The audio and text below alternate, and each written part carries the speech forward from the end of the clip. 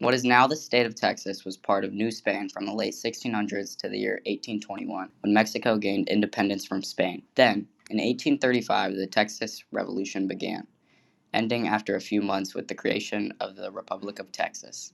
Then, 10 years later, Texas was annexed by the United States government in 1845. During Manifest Destiny and admitted to the Union that year, not much has changed since then, but Texas could gain independence again. Texas is currently home to 31 million people, which is comparable to the populations of Australia and Venezuela. 9 million people have immigrated to the state over just the past 2 decades, even as America's total population growth is slowing.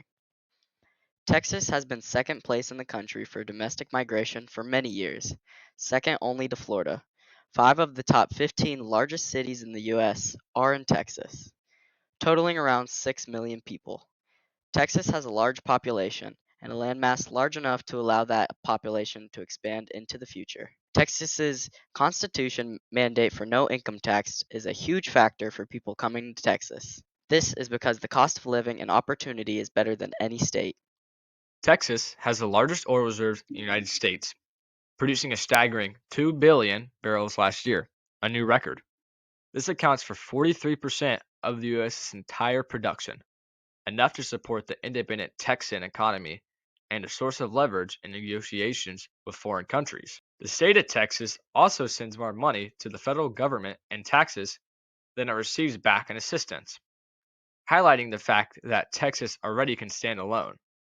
Texas would be the fourth largest oil producer in the world at 5.4 million barrels per day, behind Saudi Arabia, Russia, and the rest of the United States.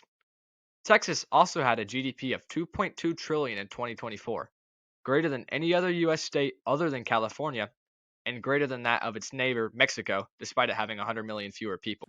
An independent Texas would be bordered by Mexico to the south, New Mexico to the west, Oklahoma to the north, and Arkansas and Louisiana to the east. The border with Mexico is currently protected with a wall, but the borders with the states are unprotected now. Texas would build a fence around the border with the states, but enforce it lightly, comparable to the United States-Canada border prior to 9/11. Texas would be a federalized republic like it is now. Texas's internal borders would be formed around its current 254 counties, with the country split into 15 different federal districts based on population. The capital of each federal district would be chosen permanently, with new boundaries formed around the capital cities after each census to match population changes.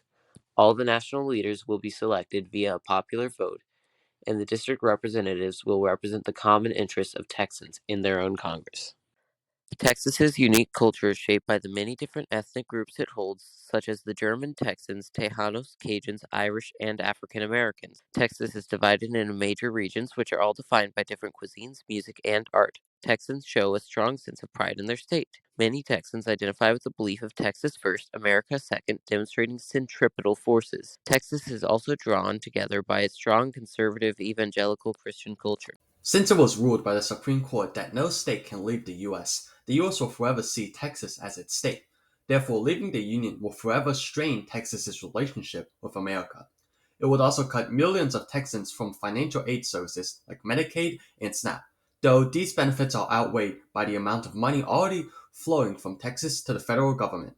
With Texas's huge GDP and a growing workforce, Texas can create its own support system that will better serve Texans. Additionally, Texas's oil fields could be used as a leverage against the US in a scenario where the US invades to take back control of the state. If the US invades, Texas could torch its own oil fields, a move that would destroy the Texan economy but also the US economy. In this situation of mutually assured destruction, Texas could decide to have no barriers to Texan oil in exchange for the US not invading. A lot of Texas's economy relies on manufacturing, about 13% of Texas's total economic output. However, since Texas relies on supplies from other parts of the US, much of this economy could crash if diplomatic relations with the US fail, especially in Texas's semiconductor and automotive business. This will result in Texas having to seek foreign help to continue to supply its industry. One way Texas can achieve this more easily is to join the World Trade Organization. By doing so, Texas can gain lower tariff rates, import quotas, and regulations with other WTO members like China and Mexico, helping Texas to sustain itself better against a potentially uncooperative and hostile America.